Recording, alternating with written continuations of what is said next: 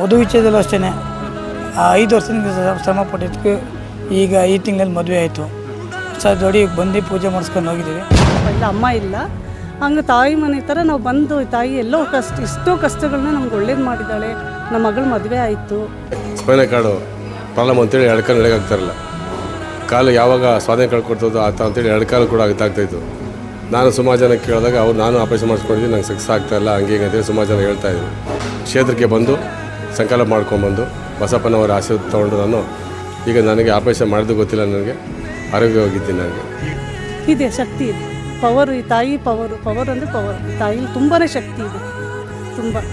ಈ ಮೂರ್ತಿ ಪ್ರತಿಷ್ಠಾಪನೆ ಮಾಡ್ಬೇಕಾದ್ರೆ ಏನು ಮಾಡಿವಪ್ಪ ಅಂದರೆ ಸಪ್ತ ನದಿಗಳ ನೀರು, ಸಪ್ತ ಸರೋವರಗಳ ನೀರು, ಸಪ್ತ ಪುಣ್ಯ ನದಿಗಳ ನೀರು ಮತ್ತು ಸಪ್ತ ನದಿಗಳ ಉಗಮ ಸ್ಥಾನದ ನೀರು, ಇದೇ ರೀತಿ 77 ಪುಣ್ಯಕ್ಷೇತ್ರಗಳ ನೀರನ್ನು ತಂದು ದೇವಿಯ ಪ್ರತಿಷ್ಠಾಪನೆ ಮಾಡಿದರು. ಯಾಕೆಂದರೆ ಭಕ್ತರ ಒಂದು ಏನೇ ಒಂದು